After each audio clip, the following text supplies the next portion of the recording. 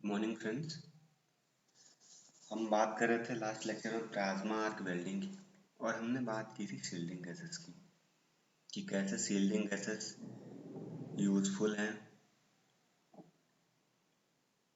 कैसे ये हमारे वेल्ड को, मोल्ड को एटमॉस्फेरिक कंटामिनेशन से बचाती हैं। कौन कौन सी गैसेस हम यूज करते हैं, उनका रेशियो। अब हम बात करेंगे इसके आगे की चीज़ों की। अगला टॉपिक हमारा रहेगा इसमें वेल्डिंग पैरामीटर्स। तो अगर हम वेल्डिंग पैरामीटर्स की बात करें तो हम जो करंट यूज़ करते हैं वो वेरी करती है 50 to 350 एम्पियर के अराउंड। और अगर हम वोल्टेज वेरिएशन की बात करें तो वो वेरी करता है 27 to 31 वोल्ट्स के अराउंड। जो गैस फ्लो रेट होती है 2 to 40 लीटर पर मिनट वेरी करती है। जो मिनिमम रेंज होती है, लोअर रेंज होती है, वो होती है प्लाज्मा गैसेस के लिए या you can say orifice gases के लिए। और जो हायर रेंज होती है वो होती है outside gases, it means to shielding gases के लिए। जनरली हम अप्लाई करते हैं direct current straight polarity in plasma arc welding, but in case of aluminium where water cooled copper anode is used, we preferred direct current reverse polarity। ठीक है।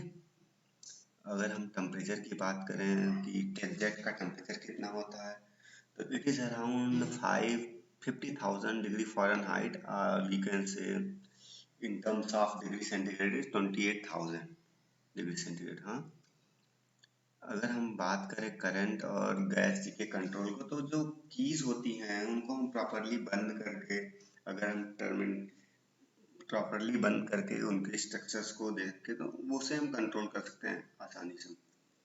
और जो हमारा फिक्सचर होता है वो बना होता है किसके लिए, जो हमारा बेल्ट पूल बन रहा है, मोल्टन मेटल बन रहा है बेड पे, उसको कंटामिनेशन से बचाने के लिए, एटमॉस्फेरिक कंटामिनेशन से बचाने के लिए यूज होता है। If you are talking about, if we will talk about the modes in plasma arc welding, तो मेनली हम 3 मोड्स का यूज करते हैं प्लाज्मा आर्क वेल्डिंग की। पहला हमारा है micro plasma welding. Micro plasma welding में जो, अब हम इनको, इन मोड्स को हम करंट के टर्म्स में डिवाइड करते हैं। अगर करंट 0 to 15 एम्पियर के बीच में है तो उसे हम माइक्रो प्लाज्मा वेल्डिंग बोलेंगे। अगर करंट हमारी 15 एम्पियर टू 100 एम्पियर के बीच में है तो हम उसे मीडियम प्लाज्मा वेल्डिंग बोलेंगे। और अगर करंट हमारी अबव 100 एम्पियर है तो उसे हम की होल वेल्डिंग बोलेंगे, या फिर प्रॉपरली प्लाज्मा आर्क वेल्डिंग भी हम बोल सकते हैं। मतलब जो मेन हमारी वेल्डिंग है प्लाज्मा आर्क वेल्डिंग, वो इस जोन में लाई करती है। तो बात कर लेते हैं हम प्लाज्मा आर्क वेल्डिंग में माइक्रो प्लाज्मा आर्क वेल्डिंग की। तो माइक्रो प्लाज्मा आर्क वेल्डिंग में क्या होता है कि करंट हमारी, मैंने अभी आपको जैसे डिस्कस किया कि 0 to 15 एम्पियर के बीच में वेरी करती है। और इसमें जो आर्क लेंथ होती है वो भी अप टू 20 mm तक ही होती है, उससे ज़्यादा बड़ी नहीं होती आर्क लेंथ। और इस माइक्रो प्लाज्मा आर्क वेल्डिंग का यूज हम थिन शीट्स की वेल्डिंग के लिए करते हैं। आप कह सकते हो 0.1 mm थिकनेस हो, या फिर कुछ वायर्स की वेल्डिंग, या फिर मैश सेक्शन की कुछ वेल्डिंग करनी है, तो उन सारी चीज़ों की वेल्डिंग करने के लिए हम माइक्रो प्लाज्मा आर्क वेल्डिंग का यूज करते हैं। मीडियम प्लाज्मा आर्क वेल्डिंग के लिए हमने बताया कि जहाँ पे थिकनेस, सॉरी, जहाँ पे current 15 ampere to 100 ampere vary करेगी, वो रेंज हमारा माइक्रो प्लाज्मा आर्क वेल्डिंग में आएगा। अब मैं मेन प्लाज्मा आर्क वेल्डिंग की बात करूंगा, जो कि वेल्डिंग है प्लाज्मा आर्क वेल्डिंग की होल वेल्डिंग है। वहां पे करंट वेरी करती है अबव 100 एम्पियर। और यहाँ पे जो पेनिट्रेशन होता है प्लाज्मा आर्क का, वो पूरा होल थिकनेस ऑफ वॉल होता है। ठीक है। अब ये वाली चीजें, ये जो वेल्डिंग है की होल वेल्डिंग या प्लाज्मा आर्क वेल्डिंग जो मेन है, उसका यूज हम जनरली एयरक्राफ्ट स्पेस इंडस्ट्रीज में करते हैं, केमिकल इंडस्ट्रीज में हम इनका यूज करते हैं। और ये अप टू 10 mm थिकनेस तक, देखें weld in a single pass. Okay. अब हम बात करेंगे, क्योंकि हम प्लाज्मा आर्क वेल्डिंग का यूज कर रहे हैं, तो कुछ वेल्डिंग कब सबसे बेटर होगी, which is correct method means what is correct, क्या करेक्ट नहीं है, किस मेथड से हमने वेल्डिंग करनी है। सपोज देखिए ये वाली वेल्डिंग है, तो यहाँ पे अंडरकट फॉर्म हो गया है। अंडरकट को आप देखना चाहिए, ये चीज, ये अंडरकट फॉर्म हो गया है, ये तो अंडरकट फॉर्म हो गया है क्यों, क्योंकि पेनेट्रेशन यहाँ पे ज्यादा था। पेनेट्रेशन ज्यादा होने की वजह से अंडरकट फॉर्म हो गया है। तो इसके लिए क्या क्या जिम्मेदार है, इसके लिए जिम्मेदार है कि वेल्डिंग करंट जो थी इज टू हाई और the second is speed is too low. ये दोनों कंडीशंस थी, दैट्स व्हाई यहाँ पे अंडरकट बन गया है। तो हमें ना, या फिर आप कह सकते हैं पेनेट्रेशन ज्यादा हो गया है। तो इस केसेस में क्या होगा, हमें स्पीड को और वेल्डिंग करंट को कंट्रोल करना पड़ेगा। अगर मैं दूसरे केस की बात करूं, तो यहाँ पे क्या है कि पेनेट्रेशन काफी कम है, तो ये भी प्रॉपर तरीका नहीं है वेल्डिंग का। पेनिट्रेशन काफी कम है, तो इसके लिए कौन सा जिम्मेदार है, कैसी जिम्मेदार है, क्या पैरामीटर रिस्पॉन्सिबल है। जो ट्रेवल था वो काफी तेज था, स्पीड थी, ट्रेवल स्पीड वो काफी तेज थी, और जो करंट और प्लाज्मा गैसेस का फ्लो था वो काफी स्लो था। ठीक है, तो इस वजह से हमारा जो है लिटिल पेनिट्रेशन रह गया, पेनिट्रेशन पूरा हो नहीं पाया। कुछ केसेस में इरेगुलर एजेस आ जाती हैं, जैसे कि आप यहाँ देख सकते हैं, ये इरेगुलर एज है, या फिर अंडरकट भी वहाँ पे फॉर्म हो जाते हैं। तो उस टाइम पे क्या होता है कि हमारे जो प्लाज्मा गैस का है फ्लो वो काफी ज्यादा होता है। लेकिन अगर हम परफेक्ट प्लाज्मा आर्क वेल्डिंग की बात करें तो वो ये है, यहाँ आप देख सकते हैं, यहाँ पे क्या होता है, प्रॉपर बीड साइज बनती है, गुड पेनिट्रेशन होता है, बहुत अच्छा पेनिट्रेशन होता है। अब ये कैसे हो सकता है, इसके लिए हमें करंट को सही रखना होगा, कंट्रोल करके रखना होगा। जो हमारी टार्च की मूवमेंट होगी वो भी in a control manner, proper manner होनी चाहिए। और हमारा आर्क वोल्टेज और प्लाज्मा गैस का फ्लो है वो भी कंट्रोल वे में, जितना हमें फ्लो कराना है चाहिए उसी हिसाब से ही फ्लो होना चाहिए, तब जाके हमें प्रॉपर क्वालिटी मिलेगी वेल्डिंग में। ठीक है, अब हम थोड़ा बात कर लेते हैं difference between plasma arc welding and tungsten इनट gas welding. क्या डिफरेंस है इनमें। अगर मैं प्लाज्मा आर्क वेल्डिंग की बात करूं, तो यहाँ पर दो गैसेस यूज होती हैं, आपको पता है, हम पहले डिस्कस कर चुके हैं। First is plasma gas and the second one is shielding gas. ठीक है, और अगर वही हम बात करें टिग वेल्डिंग में, तो टिग वेल्डिंग में केवल एक गैस का यूज होता है, उसी का यूज हम दोनों चीजों के लिए करते हैं, वो प्लाज्मा भी फॉर्म करती है और वेल्ड पूल को भी सील करती है। ठीक है, अगर हम बात करें प्लाज्मा आर्क वेल्डिंग की, तो प्लाज्मा आर्क वेल्डिंग में हम कंस्ट्रक्टेड आर्क का यूज करते हैं। जो आर्क हम प्रोड्यूस करते हैं उसको हम कंस्ट्रक्शंस के थ्रू फ्लो कराते हैं, but in T welding we uses non constructed arc. Okay, अगर हम बात करते हैं रिगार्डिंग टेम्परेचर्स की, तो प्लाज्मा आर्क वेल्डिंग में we can achieve the temperature around 11,000 degrees centigrade, but in comparison to plasma arc welding, tungsten inert gas welding में temperature काफी लो होता है और वो होता है around 4,000 degree centigrade. Okay,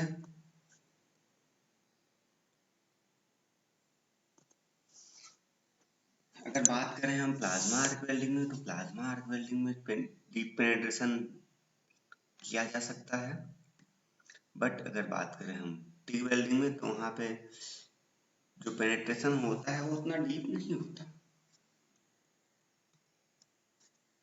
plasma arc welding की बात करें तो यहाँ पे हमें कोई फिलर मटेरियल की जरूरत नहीं पड़ती है, लेकिन टंगस्टन इनर्ट गैस वेल्डिंग में हमें फिलर मटेरियल की जरूरत पड़ती है। ठीक है।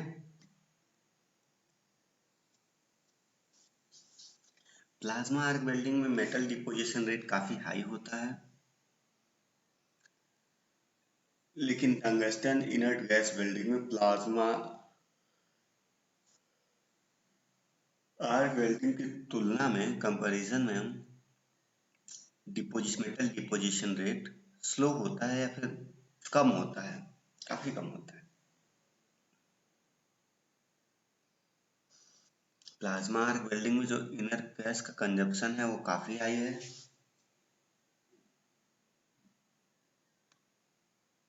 वहीं टिक वेल्डिंग में जो इनर्ट गैस का कंबशन है काफी लो है। ठीक है। अगर हम बात करें प्लाज्मा आर्क की वेल्डिंग के इक्विपमेंट्स की, तो ये काफी कॉस्टली हैं। तो वहीं बात करें टिक वेल्डिंग की, तो टिक वेल्डिंग के इक्विपमेंट्स कंपैरेटिवली लो कॉस्टली है।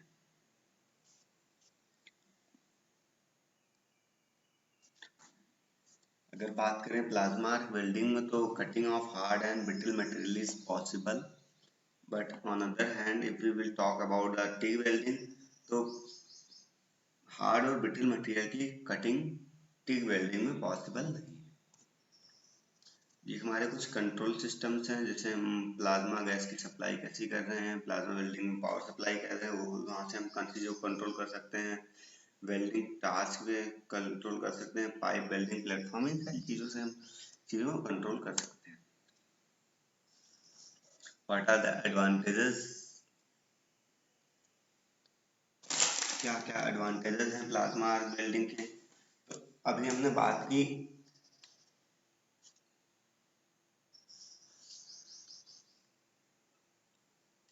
ड्यू टू हाई, तो हमने बात की, अगर बात करें हम फिर से इन चीज़ों की, तो इसमें क्या होता है कि प्लाज्मा आर्क वेल्डिंग में जो हाई आर्क ट्रेवल स्पीड की वजह से मेटल डिपोजिशन रेट काफ़ी ज़्यादा होता है as compare to TIG welding.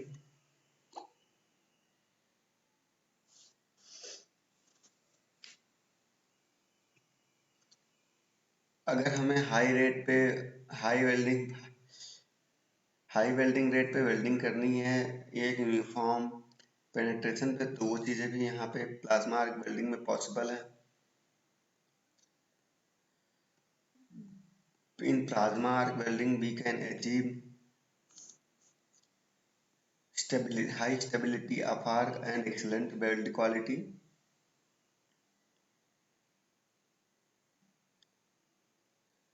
Or it can also produce radiographic quality weld at high speed. Plasma welding में हम स्टील पीसेस को भी वेल्ड कर सकते हैं।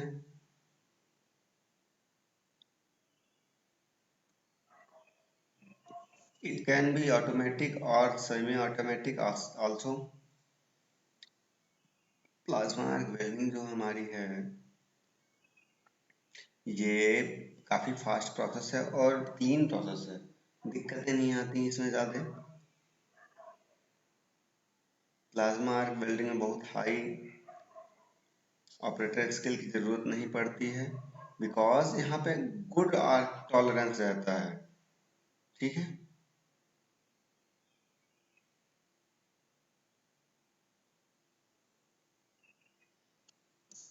और सबसे बड़ी चीज़ जो है इसमें पेनिट्रेटिंग कैपेबिलिटी काफ़ी हाई होती है। ठीक। नेक्स्ट टॉपिक में हम आएंगे कि लिमिटेशंस क्या क्या है प्लाज्मा आर्क वेल्डिंग की, इसको हम डिस्कस कर लेते हैं।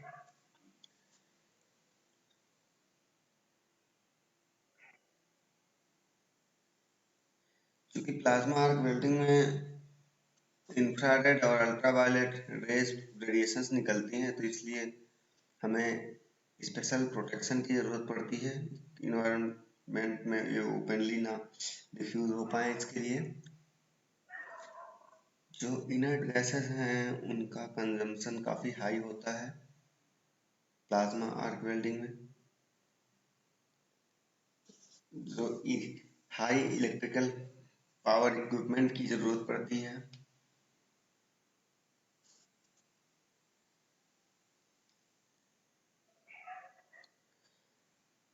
अभी हम बात कर चुके हैं कि इंफ्रारेड और अल्ट्रा वायलेट रेडिएशंस निकलती हैं इस वेल्डिंग से।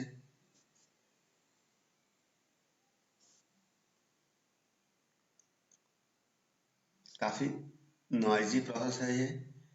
जो इसमें नॉइज प्रोड्यूस होता है वो अराउंड 100 dB प्रोड्यूस होता है। इसके इक्विपमेंट्स काफ़ी महंगे हैं। सबसे बड़ी लिमिटेशन ये है कि ये only can weld up to 25 mm thick plates.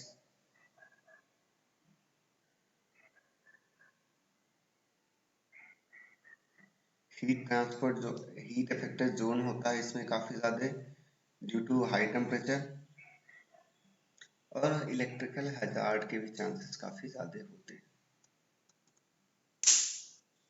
If we will talk about the applications of plasma arc welding, then there is a wide range of applications where we can use plasma arc welding. We uses plasma arc welding in aerospace industries. We also use it in cryogenic, food stuff और chemical industries में भी plasma arc welding का काफ़ी use होता है।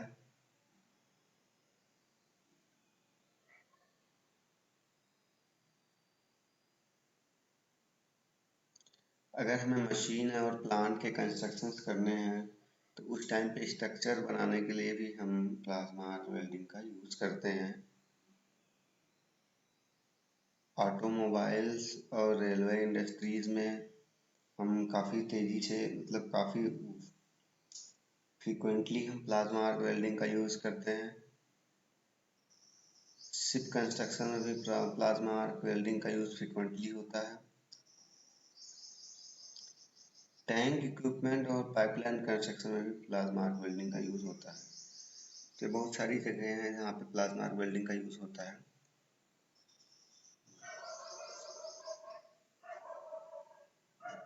बात करेंगे कि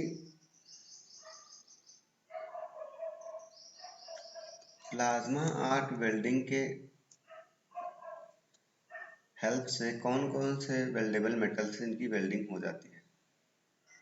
तो अगर बात करें वो मेटल जो इजीली वेल्ड हो जाते हैं with the help of plasma arc welding, तो वो हैं aluminium, copper based alloys like as Cu, CuNi, magnesium, Ni based alloy, निकल बेस्ड alloys इसमें है इनकोनेल, निकल, मोनेल, कुछ प्रीशियस मेटल्स भी हैं।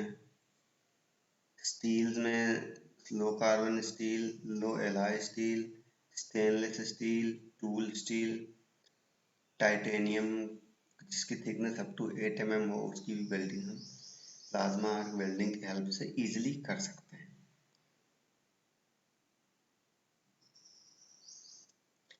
कुछ मटेरियल्स ऐसे भी हैं जिनकी वेल्डिंग प्लाज्मा आर्क वेल्डिंग से हो जाती है, but during the welding process we need special care like as cast, malleable और नॉडुलर आयरन। इन सारे मटेरियल्स की या फिर रावट आयरन की बात कर लें, लीड, टंगस्टन एक्सेट्रा की बात हम करें तो इनकी वेल्डिंग्स ऐसा नहीं है कि पॉसिबल नहीं है प्लाज्मा आर्क वेल्डिंग में। We can perform it successfully, but we have to be too much we have to be careful about that. हमें कुछ प्रॉपर में कंडीशंस में प्रॉपर केयरफुल तरीके से इन्वायरमेंट प्रोड्यूस करना होगा, कुछ चीज़ों का हमें ध्यान रखना होगा। ये सारी चीज़ें होंगी, कुछ पैरामीटर्स होंगे जिन पे हमें स्पेशली वर्क करना होगा उन चीज़ों को काफ़ी हद तक कंट्रोल रखना होगा। तो अगर हम इन सारी चीज़ें कुछ केयर करके साथ में इन मेटल्स की वेल्डिंग परफॉर्म करेंगे तो ये मेटल्स इजीली वेल्ड किया जा सकते हैं with the help of plasma arc welding. अगर मैं बात करूं ब्रॉन्ज, ब्रास, निकल, सिल्वर, लेड, जिंक एक्सेट्रा की, ऐसा नहीं है कि इन मटेरियल्स की वेल्डिंग प्लाज्मा आर्क वेल्डिंग की हेल्प से पॉसिबल नहीं है। इनकी वेल्डिंग प्लाज्मा आर्क वेल्डिंग की हेल्प से पॉसिबल है, हम वेल्डिंग कर सकते हैं। लेकिन ये वेल्डिंग ज़्यादा पॉपुलर है नहीं। लोग इन सारी चीज़ों की वेल्डिंग के लिए प्लाज्मा आर्क वेल्डिंग का यूज़ फ्रिक्वेंटली नहीं करते हैं। जहाँ इनके पास कहीं कंपल्सन्स होते हैं तो वहीं पे ये लोग प्लाज्मा आर्क वेल्डिंग का यूज़ करते हैं, ठीक है। क्योंकि इनकी वेल्डिंग के लिए और भी बहुत सारे सक्सेसफुल प्रोसेसेस हैं जिनका यूज़ करके हम इनमें वेल्डिंग कर सकते हैं और वहाँ पे हम इससे बेटर क्वालिटी या फिर बेटर स्ट्रेंथ ऑफ जॉइंट को अचीव कर सकते हैं। अगर मैं प्लाज्मा आर्क वेल्डिंग की बात करूं तो P stands for protected electrode, offers long time before electrode maintenance, usually 1 8-hour shift। मतलब ये कि हमारा जो इलेक्ट्रोड है वो कम से कम 8 घंटे तक चल सकता है। L stands for low amperage welding capability, as low as 0.5 ampere। A stands for arc consistency and gentle arc starting produce consistent welds time after time। S stands for stable arc in arc starting and low amperage welding। If we will talk about M, then it stands for minimal high frequency noise issue, HF only in pilot arc starts, not for each weld। A stands for arc energy density, reaches 3 times that of GTAW, gas tungsten arc welding। Higher hazardous speed possible, higher weld speed possible, sorry। The plasma stands for these things. What for what weld distance, weld times as shorter as 5 milliseconds. Energy density reduces heat affected zone, improves weld quality। L stands for length of arc benefits due to arc shape and even heat distribution। D for diameter of arc flows via nozzle orifice। तो plasma arc welding काफ़ी helpful है। Heat affected zone पीछे मैंने बात की थी, disadvantage में तो होता है लेकिन काफ़ी कम होता है, ठीक है। क्योंकि यहाँ पे टेम्परेचर हाई तो रहता है लेकिन एक पर्टिकुलर पॉइंट पे कंसंट्रेटेड रहता है, इसलिए हीट इफेक्टेड जोन काफ़ी कम होता है। Okay, thank you.